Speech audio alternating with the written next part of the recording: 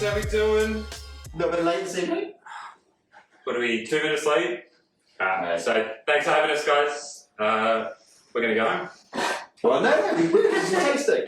How's your week been, Will? Yeah, just don't kick your table. Week's been good, considering compared to last week. This week's been great. I kind of feel like ticking through things. Nice. That's How good. you doing? All right. Yeah, can't complain. Yeah, the weather's been alright this week. Took a bit of weather shot. Yeah, except for today, of course, where it just started bucketing down in the afternoon. But being inside, so it doesn't matter. Exactly. Welcome to the Live at Fives. Yeah, back so at it again. yeah, I'm Tom, I'm the founder. In case you haven't seen my I'm Will. I'm the head brewer.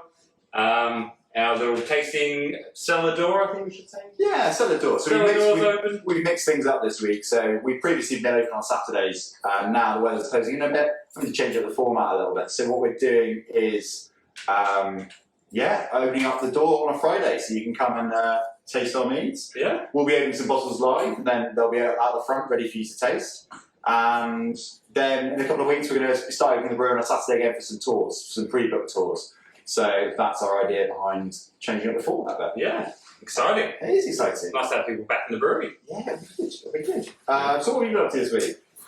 So this week we finished off the last of the hot, which we were talking about last week that we were just putting on. So this week those fermentations finished, so we packaged those up ready to go out. So that's nice. We did just have the forklift Dionysus outside as we were loading up. Classic brewery. Every time at 5 o'clock. Quarter to 5 on a Friday, the forklift dies just as you're loading up 3,000 litres a day. With a pallet on it, so we had to do the pallet off. But oh well, what's Friday without a bit of stress, a bit of fun? What have you been cooking and eating this week? Well, God. Actually, you know what? I should share out. My girlfriend's been cooking all this week. what has she been cooking this week? So we did some kind of weird vegetarian schnitzels with boiled potatoes. I know that doesn't sound fun, but that's boiled potatoes on the side? Or? Yeah, boiled potatoes on the side with a bit of kimchi and some. What was the base of the schnitzel? That's why I want to avoid it. I don't remember. It's some kind of vegetable protein. Yeah, okay. Like a powder coating on the outside. Yeah. And then you fry them up, and it was alright. I'm in a pie this week.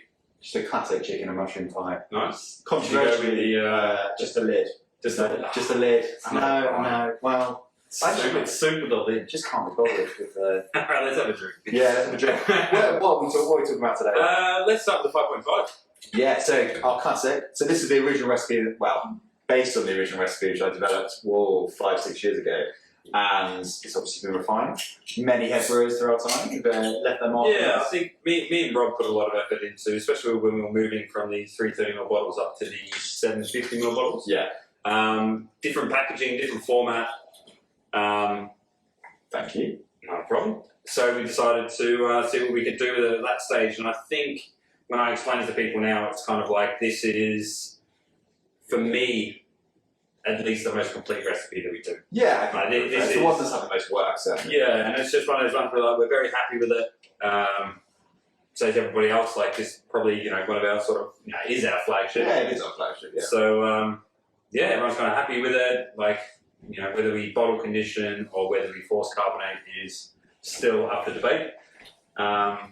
But other than that, everything else is pretty down.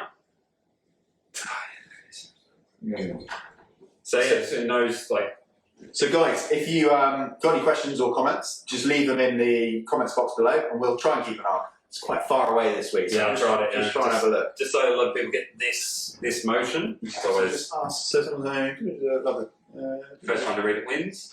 Their pub is awesome. Cool. Yeah, cool. It is. So yeah, we're bringing back a slightly different format. So yeah, if you haven't signed up to our mailing list, then jump on that because we'll be posting out some info about that probably over the weekend. If I get to.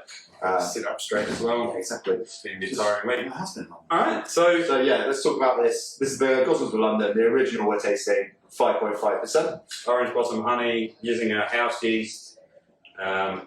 This one's bottle condition. It's just gorgeous, isn't it? Honey is the first thing I know. So this is one thing when I talk to people about this is like, out of all of our products, this one retains the most honey character. And I think that's probably the coolest thing about this recipe is it's nice and simple. The ferments are you can almost just close your eyes and know exactly when it's going to finish. And the honey character is just incredible. Yeah, and I think for me, it's 5.5%, but it's still quite light. Still quite light. No, so it's got a lot of depth and complexity for 5.5%. But you don't necessarily notice 5.5%. Yeah, it's got about the same sweetness as our cans as well, so it's not overly sweet. Still, the carbonation helps sort of lighten that up as well. On the nose, honey, apple, pear. There's a little bit of, I want to say florality, but just something else in the background. It's not quite like floral, like flower petals or rose petals or anything like that. It's a little bit grassy as well. Some people say they get like a yogurty sort of. Yeah, that's kind of the yeast. Yogurty. I'd say yogurty. Yeah, I know. Yeah, that's what we come from different countries. I just forgot I've been here too long. Anyway, that is a good first opener on a Friday night. Wow, it's super fruity on the palate as well.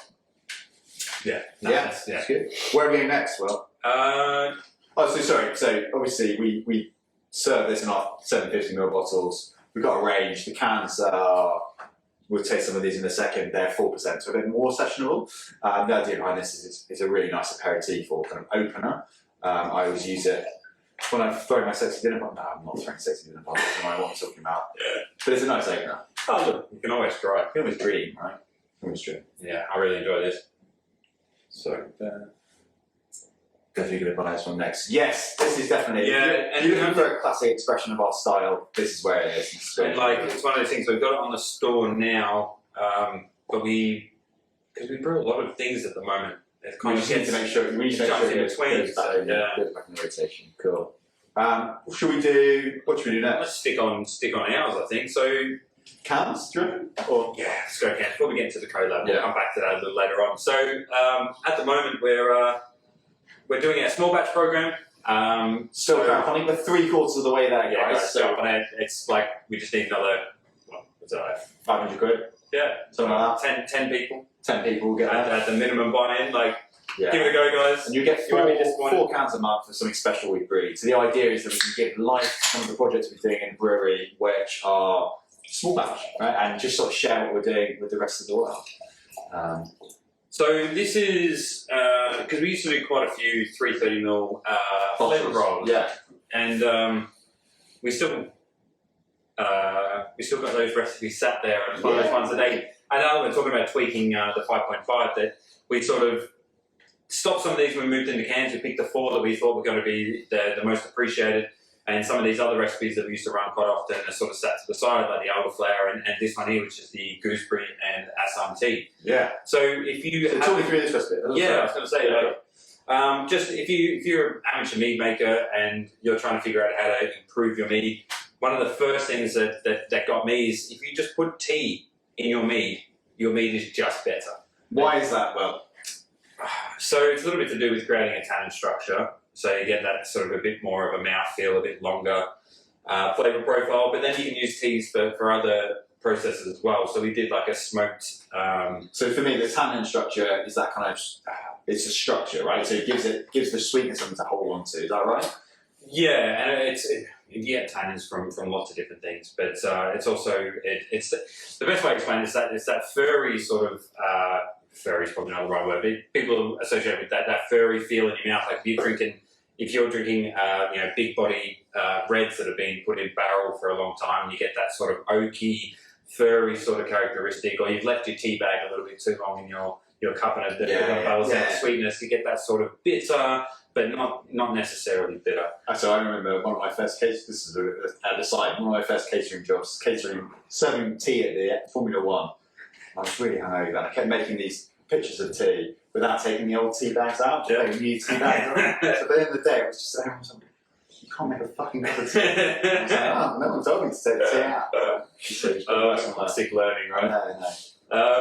So this is one of those recipes where we use Assam tea. Assam tea is a little bit more malty than a standard tea, but as I was saying, like using teas throughout, like we did a smoky mead, and instead of doing it with like liquid smoke or with sort of sort of even like bubbling smoke through it, we used oolong tea. But yeah, which is a nice one. Someone say tannins are always the answer. They do fix a lot, right? Fix Like, a lot of problems, it really, like, especially in wine, like, you don't necessarily need a barrel age, but you'll do tannin additions with powdered tannins. Powdered tannins. That sounds, yeah.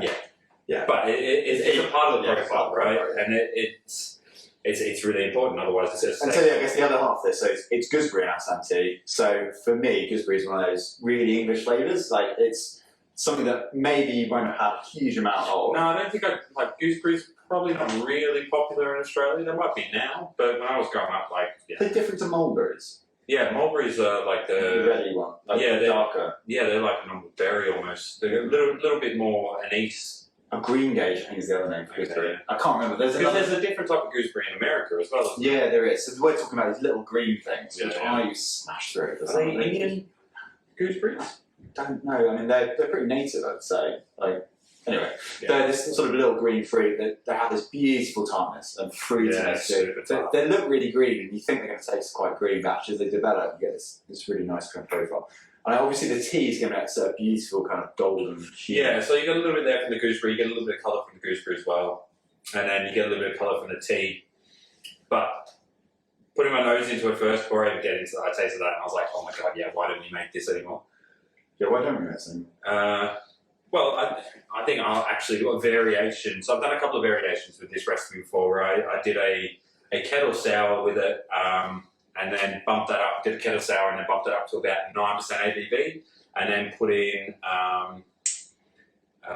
what's the one with the tea with bergamot in it? Earl Grey. Earl Grey, yeah. So I put in Earl Grey and then and some gooseberry on the top of that, and it was just incredible.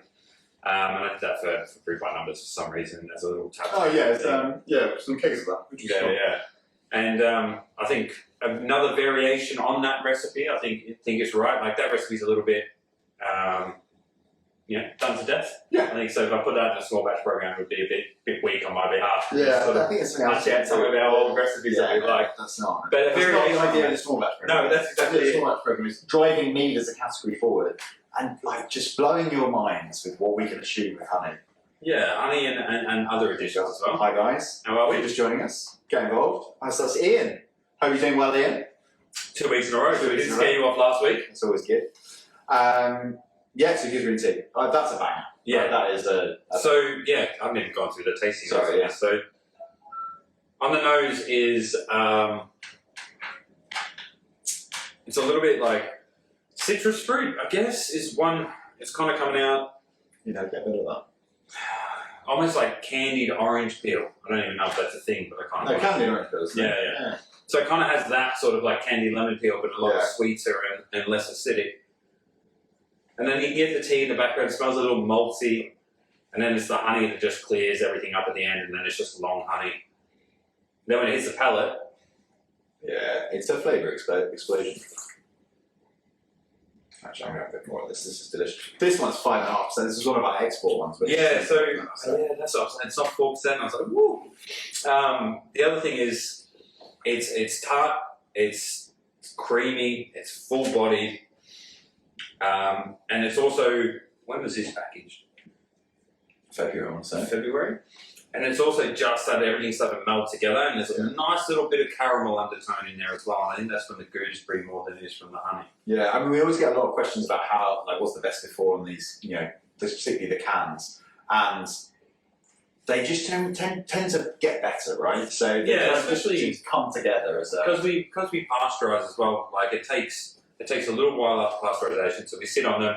It takes a little bit of time for them to sort of start melding together, and because pasteurization, as much as you don't want to talk about that, it's quite a shocking process. Yeah, it's heating up to 60 to 70 degrees. It's quite a strong physical process. Yeah, and you're not doing it for long, so you're not getting the Maillard reaction, you're not getting those caramel sort of notes coming through, but it does disrupt the flavour profile. So if you're a home brewer and you're looking at sort of capturing an essence by pasteurization, you kind of want to almost have it too green, pasteurized, and then it'll be, as green as you want it by the other side of the pasteurization. But yeah, these are mellowed out nicely. The tea's there, the gooseberry's there. Yeah, Okay, that's good. that's what we want. I quite enjoy that. That's a good one. And then next we've got the elderflower. Yeah, so this is another one which the reason we got these two out. These are the two that were probably the two other ones of in consideration Yeah. for the cans, I guess. And in hindsight, we should have put something in instead of the sour, because the sour's really hard to make. But that's it. Yeah, well, the gooseberry's probably got almost a similar level of tartness to the sour candy, you think? It does. Yeah, it does actually. And you get this the tannins come through and kind of bite. So elderflower, one of my favourite flavours. Reminds me of our childhood. Elderflower cordial. Can't get out of that. Super green too. So Oh, it's God, as well. that smells amazing. So it smells of elderflowers, right? That's what you get. You get bash on the chops with that.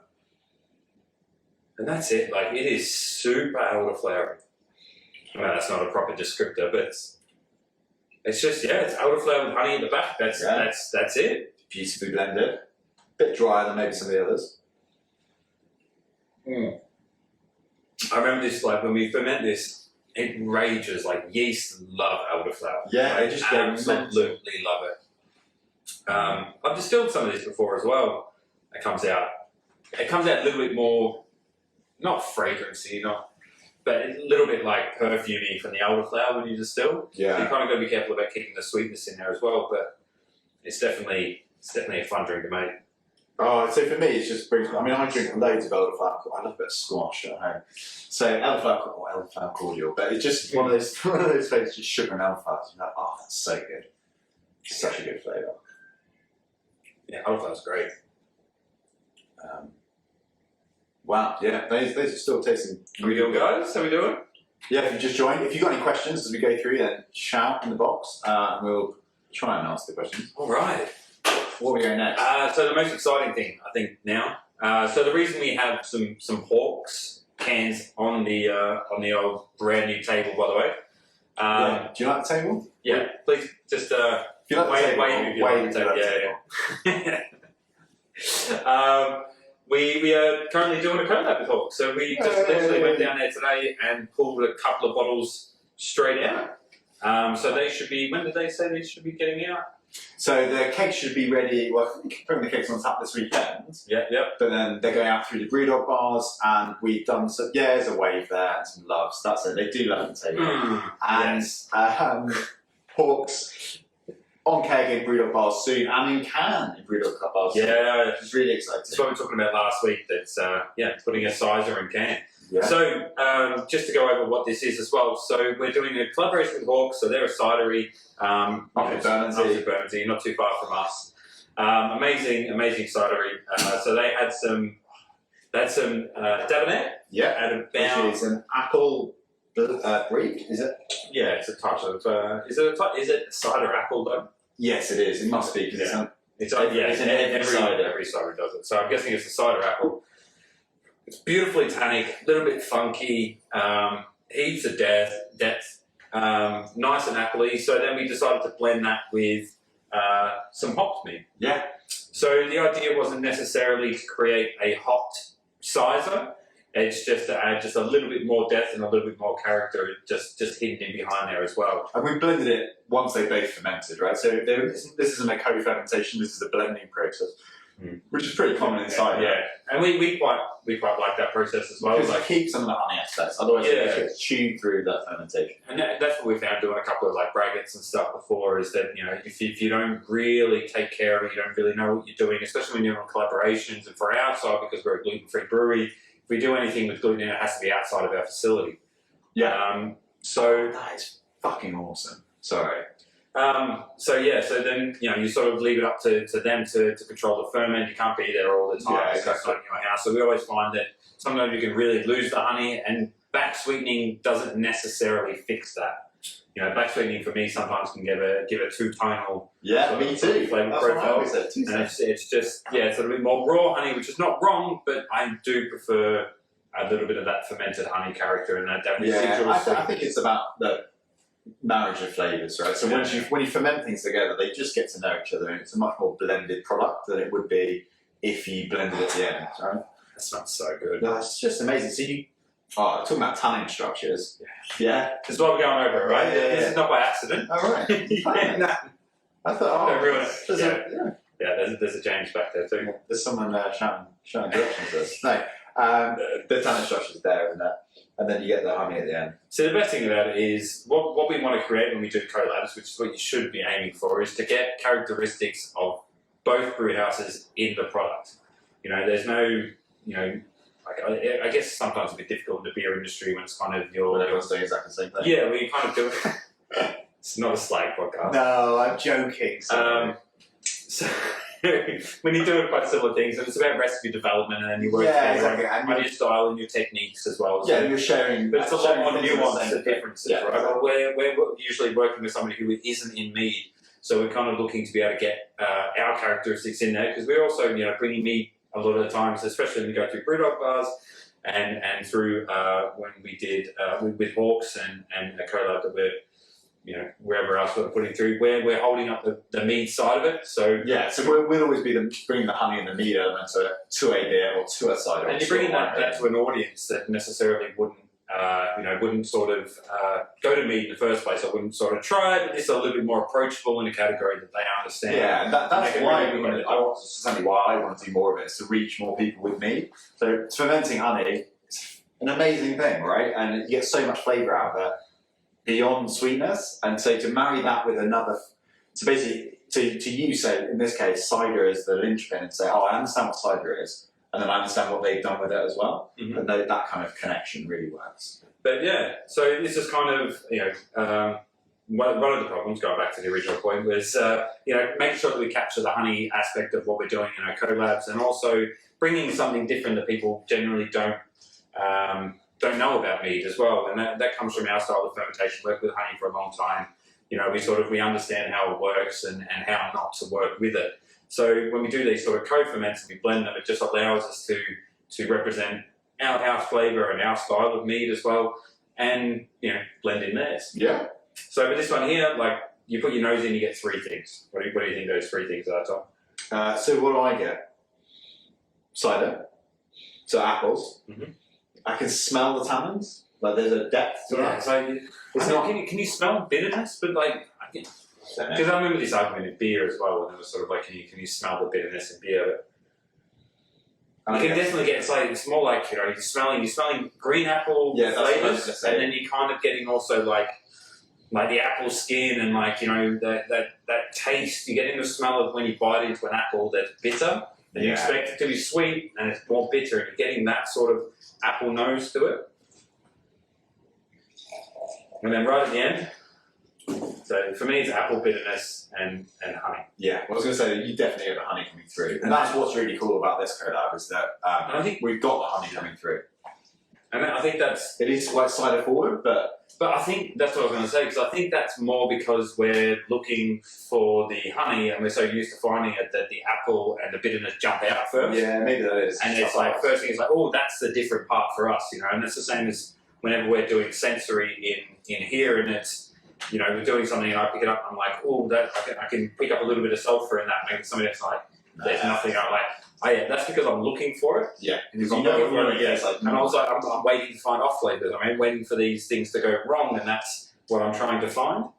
But yeah, this is great. It's really cool. So what I say is, I'm just inventing this as I said, but it's a complex cider that's still smashable, right? So there's just enough. Sweetness level's spot on. Yeah, that's what I mean. It's just the right level of sweetness, and it's which is, by the way, super, super low. Yeah, it's a dry. Medium dry. It's not dry, but it is. Yeah, it's dry.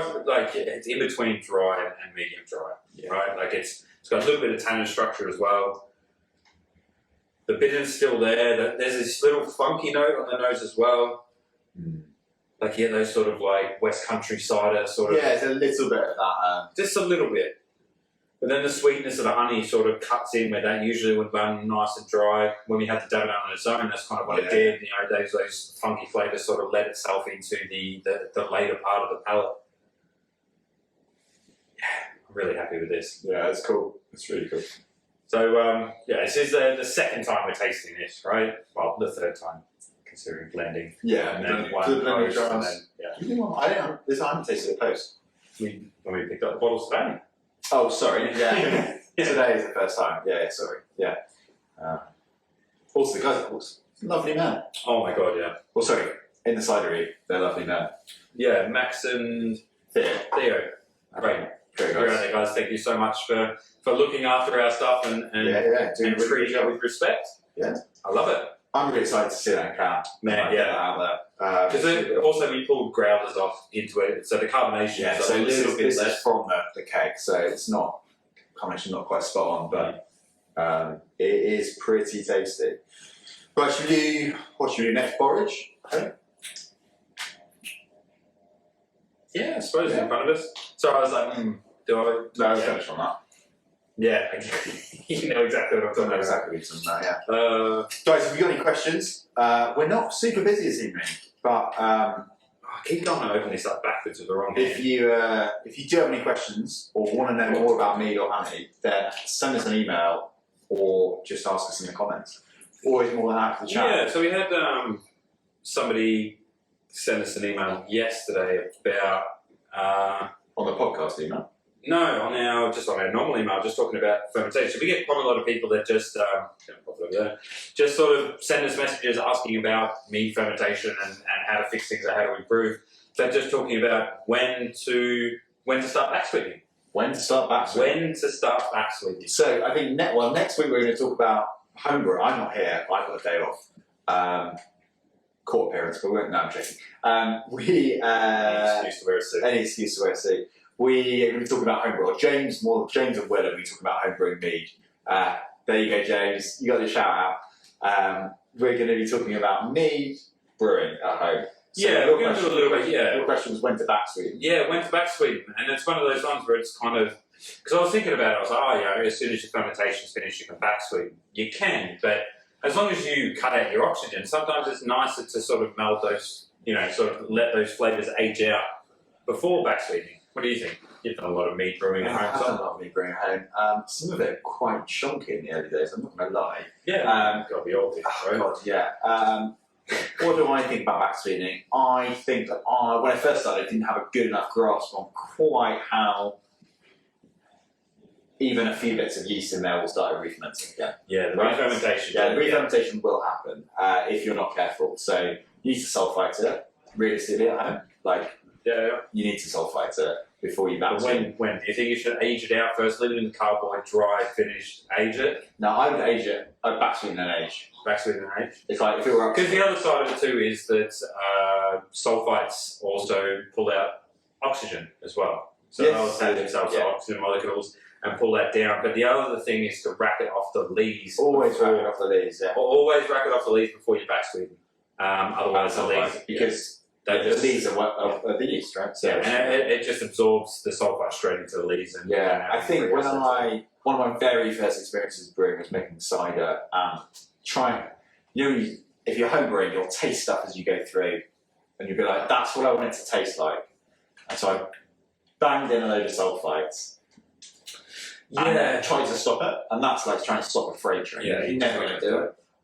So you do need to let it go dry and then sulfite. You can't stop Yeah, well, fermentation. the other way to do it is to get it really, really cold, right? So if you want to stop it, you want to stop it with sulfites. If you make the yeast dormant by dropping your temperature through the floor, Flocking them out. and then chuck your sulfites in, so rack it off, crash it, get it super cold, like even put it almost to your freezer just to get it down to 0 or down to 1 degrees. Really crash it hard, and then sulfite it. And because what sulfites do, don't necessarily kill the yeast; they just stop it from getting going again. Yeah, exactly, yeah. So I think they inhibit their reproduction, right? As opposed to, I think that's what it does. It doesn't actually kill them. The other question I had on the Instagram, on the DMs, was how long to leave stuff to age in the demijohn. That's kind of a personal preference, right? Yeah. So it varies batch to batch and strength. One good thing is make sure that it's a glass demijohn as well. If you're going to age anything, make sure it's glass. Plastic's porous. It'll just keep pulling in oxygen, and that might be what you want. But oxygen aging in plastic is probably not. Yeah, probably not what you want. But yeah, I think that was always my top tip for novice mead makers is if it tastes not great, age it out for a while and it will make a world of difference. So often the stuff I used to make was it tasted like rocket fuel. It was just so high alcoholic. Yeah, that kind of fast fermentation. You leave it to kind of. But actually, one of the eureka moments for me was having not sulphited it properly. So I was trying to sterile filter it in my kitchen using a little plate sterile filter, which is not to be recommended. No, and like at home, just 200 litres is what I was trying to do in my little kitchen in the flat. Sterile filtering it did not end well. But anyway, so I got this perfectly bright product, and then I bottled it, and I was like, you know what, that'll be fine. Wasn't fine. Went really fizzy, and I was like, you know what, that's it. Fizzy mead at 5%. That's it. And here we are. So the borage is. The borage is nearly 12 months old now.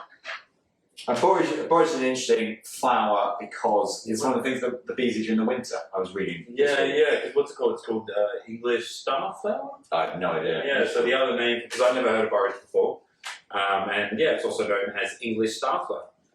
But they eat it during the winter. Apparently. I mean, I do need to double check that because I was on my weekly bee facts finding mission to learn more about the bees, and it popped up, and I was like, "Oh, that's interesting. I thought good." Because especially at this time of year, the flowers that are around is ivy.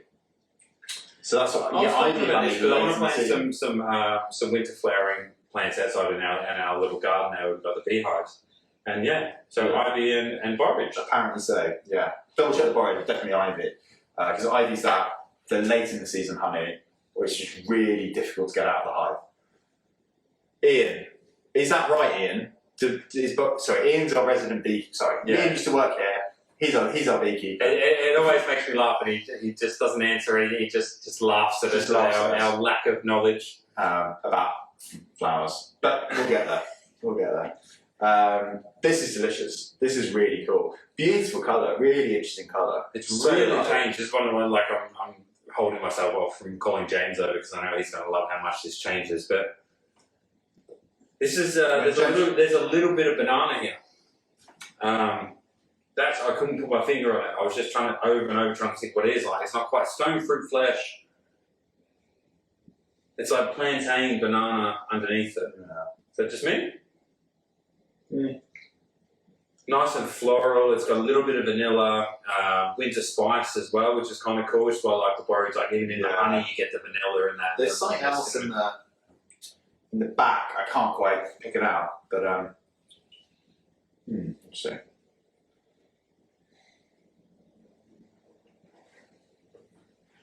But yeah. This is actually after 12 months. Oh, hello, James. Oh, James. Surprise guest, guys.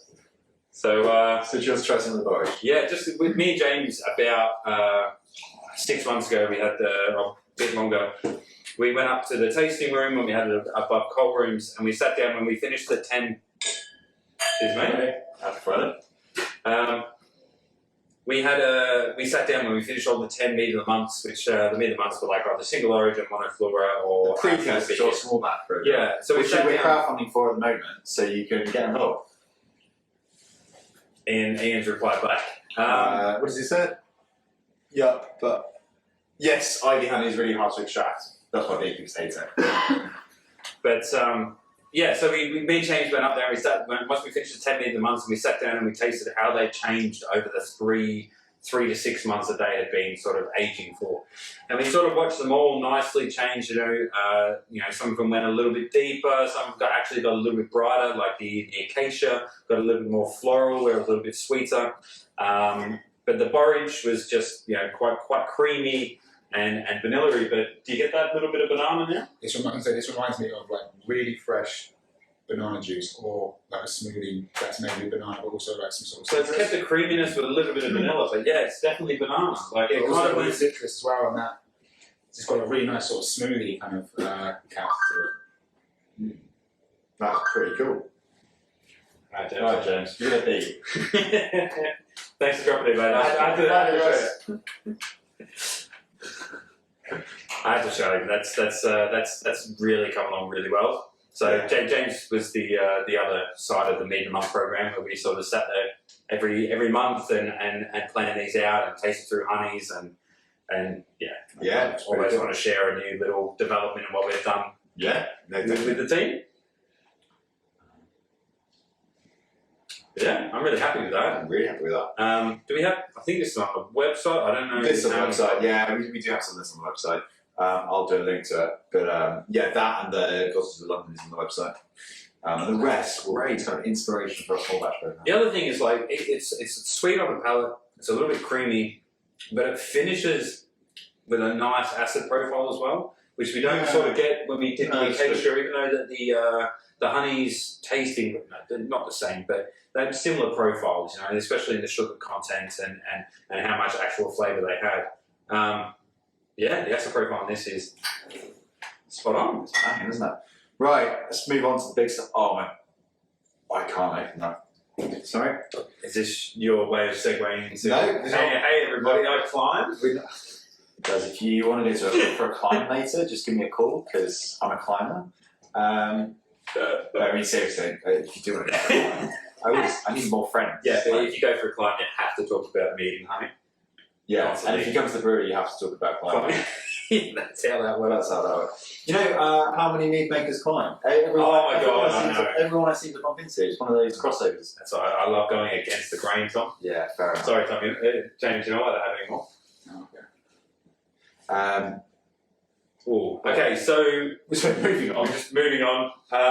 So this one is an experiment that we run, seeing how far we could push the ABV of our meads up to.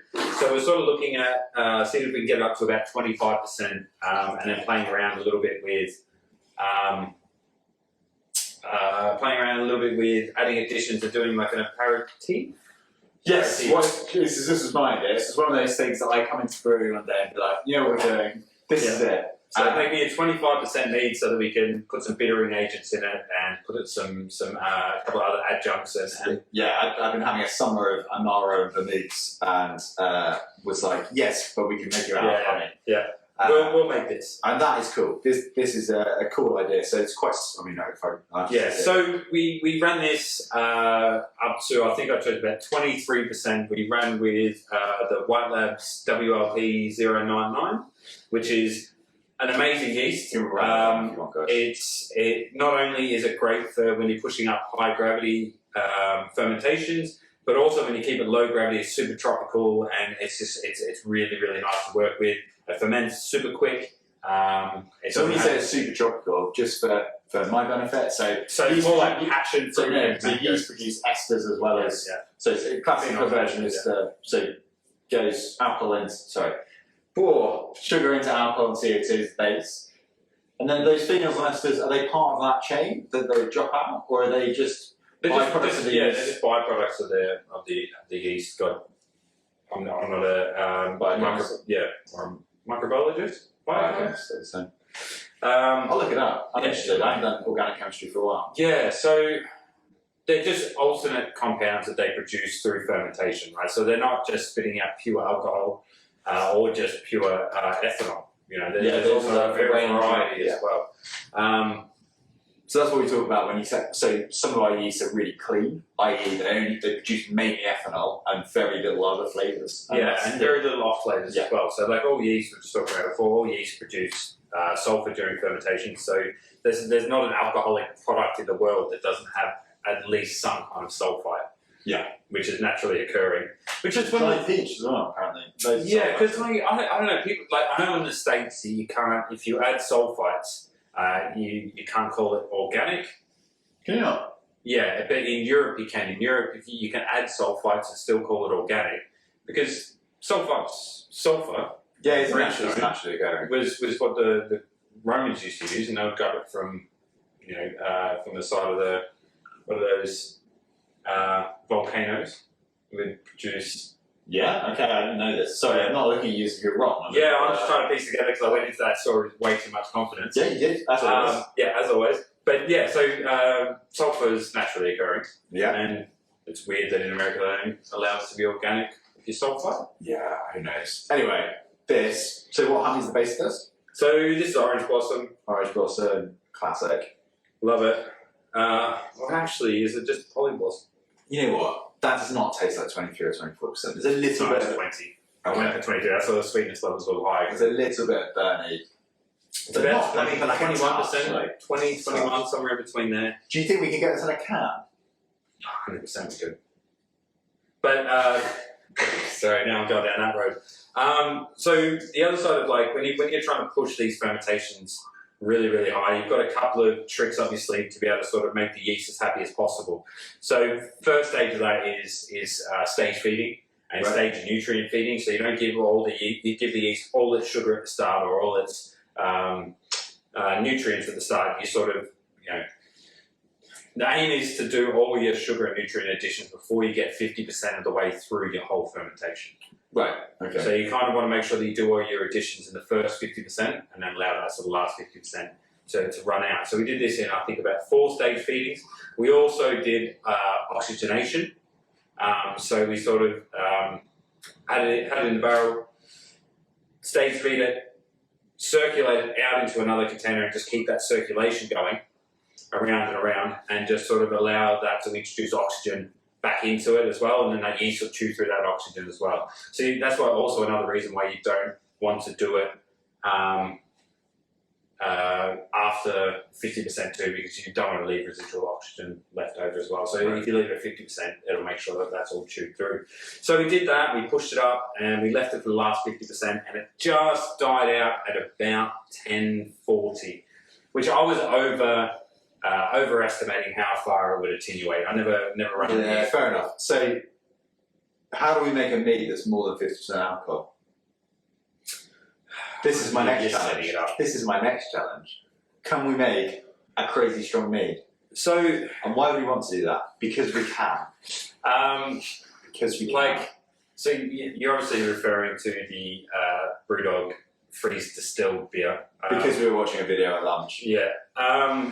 Is freeze distillation really fermentation? Well, no, it's freeze distilled. Anyway, yeah. It's so is it a beer or is it a freeze distilled whiskey? Good question. Yeah. So yes. Of course. So freeze distillation is the process by which you would say freeze the liquid, and in the same way that when you distill something, the different boiling points, you have different solidifying points. Is that what you call it? Yeah, I guess so. So essentially, ice drops out quicker than the rest of the alcohol around. Yeah, so alcohol has a lower freezing point than water. So water, of course, as we know, freezes at 0 degrees, but alcohol, I think, is like, okay, I'm not going to answer that. Minus something. Yeah. So it's less than 0. Though the distillation of alcohol is at 78. Yeah. 78.8 or 78 flat? I think it's 78 flat. It'll be 78. I think 78 point. Yeah. Wow, we can do that. Whatever. Guys, get back to us if you yeah. So of course we could freeze distill this, and let's say we take out 50% of the water, we'd end up with about 35%. But the thing is with freeze distillation, as we talked about earlier, was that you're not only just like you will with distillation, it's quite clean, where you're taking the alcohol out, whatever is binded itself to those alcohol molecules will come out as well. With freeze distillation, you're actually concentrating the compounds in there by removing the water. And of course, the water, things will attach itself to the water, but that's what you're removing. Yeah. And that'll be the cleanest compared to what's left over. So something like this, where you produce, let's say, SO2, like your free SO2 in this is probably sulfur dioxide, like 30 parts per million, right? Let's say that in a general fermentation. But when you start freeze distilling, then that starts to grow, it starts to go exponentially. Would it be exponentially? No, it wouldn't be exponentially. It's just be growing. Yeah, just be growing. This is growing for me as well. But yeah, so you can always push it up as high as you want freeze distillation. Do you want to drink it? Probably not. I think we have done some freeze distillation on one of our vintages. Ooh, of course, that was good. That was rocket fuel. I think we got that up to about 30% before it just started to taste like. James still drinks it, but it's rocket fuel. It tastes a little bit like, smells a little bit like methanol. You're concentrating the high alcohols. You're concentrating the off flavors of the yeast as well. Cool. So look forward to that in the new year. Yeah. If you want to drink something that's terrible but really boozy, let me know and I'll make it. I mean, there are people out there who enjoy that kind of thing. Yeah. In moderation, I hope. In moderation, yeah. But yeah, this is the honey character on the nose is huge. The other thing about that White Labs yeast is that at the lower ABVs it's tropical, and it sort of moves its way into like a red wine yeast after that. So it starts to move from those tropical notes into these sort of like deeper, sort of fruity and a little bit of higher alcohols and a little bit of like, I wouldn't say raisin, but yeah, there is raisin. It's like, for me, yeah, it tastes like a pear sherry, like those really sweet, really raisiny sherries. Yeah, it is. For me, it's delicious. a little bit of caramel on the backbone as well. It would do the job on a cold day, wouldn't it? The thing is, like, you're right. It does not taste like 20%. No, yeah, it's same with yeah. Well, this is it. Like the fermentation run well. It just crapped down. Like I didn't want to re-pitch because then it just picks up. So I think there's a market for this as a small bottle after dinner. If you were to put some burnt orange peel in there and maybe a little star anise. Oh, so we're talking about two different things. Yes, as an aperitif. Yeah. But what I was more thinking of as a small bottle after dinner. Kind of like a dessert. Yeah, exactly. Or a dessert wine. And that's what it kind of reminds that viscosity as well. Yeah, exactly. It's got that thickness, which is delicious. It's got a little bit of caramel at the end. I remember. No, I don't remember that. What else do we have to talk about? Our small batch program, which we're still crowdfunding for. We're almost there, guys. Almost there. So the people that have signed up, by the way, thank you so much. Thanks so much.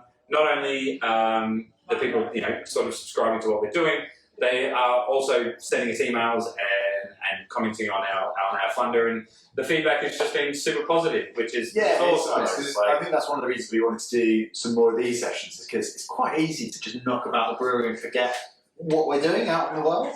And it's just nice to do a bit of communication.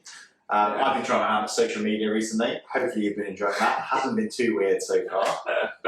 Weird. As long as everything steps down from you drinking mead in the shower, we're all right. Yeah. Well, that was our most engaged post this year. Yeah, 100%. I understand it, and people really liked it. It just scared me.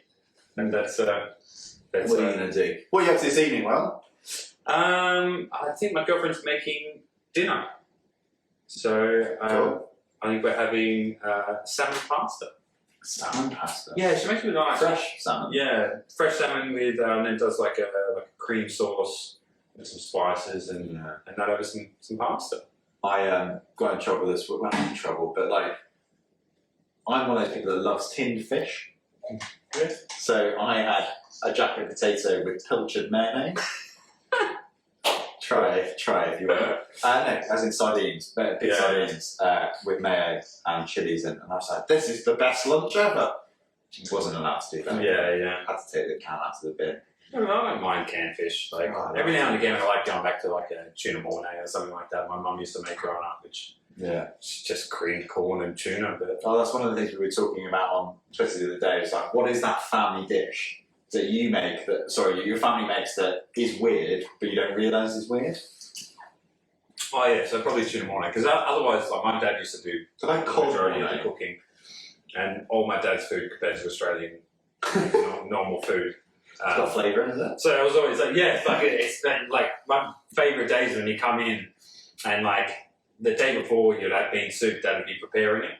So it'd take like 24 hours to make bean soup, and you just open up the door, come home from school, and you just whacked in the face, and you're like, yes, tomorrow's bean soup day. Yeah. And that's all you can think about. That's pretty cool. Ours in our family was what we call chunky chicken, which is it's delicious. Sure.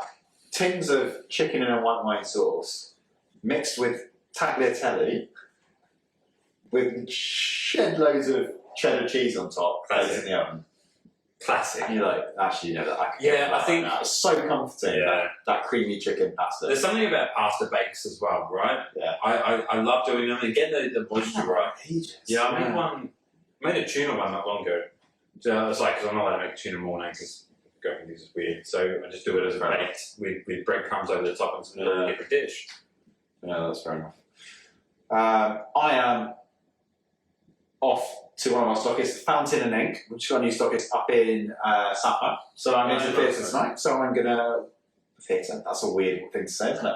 But I'm going to pop in there on my way out. So the theatre that's doing That has a movable seat, so you can get sort of It is. It is. It is. 50% So capacity. it's up at the Bridge by London Bridge. It's one of the new theatres, and I think I can't remember how many seats there are, but there's definitely standing room. Like as in we've got a standing seat at the side, and they've spaced it out. Yeah, yeah. And I've so all the food there is done by St John. You know St John? Yeah, the bake. The restaurant and bakery. Yeah. So They've I've got bakery and pre-ordered my Madeleines for half time. Of course. Can't go to the theatre without your Madeleines. No, I can't. So that'll be good. Good to see you guys, Ian. Ian, it's always a pleasure to see you. Ian, do you want to come down and talk to us about bees live? Yeah, 100%. I'd love you to come Can down. you bring some bees with you? Just a pocket full. We don't need many. Anyway, guys, that's probably enough from us. Thanks very much for tuning in. And we'll catch you next week. If you've got any questions, send us an email, comment on this, whatever you want. Get in touch. We love the communication. Yeah, if you got anything you want us to have a taste of as well, if you got anything that you want us to talk Me and about. booze related, not Cool. not anything. We're putting our foot down now. Yeah. Okay, cool. No more. How much plastic we need. No more weird packages and you have to blindfold me out of it. So we'll be doing this sort of each week. We'll be running through different things, especially next week we're doing some homebrew stuff. We'll be bringing some of the things that I made at home, some of the things that James has made at home. And then, we'll start getting some guests probably after that as well. Yeah, I've got to book some guests. Guys, if you want to be on a podcast, hit me up. Preferably if you know something about booze, or honey, or bees. Not But necessarily. we can stretch it. We can stretch it. Kim Kardashian, if you're watching, Please don't contact me. Cool, guys. Thank you very much, and have a good weekend. I'm going to have another bit of this 20%. Right, it's hanging, isn't it?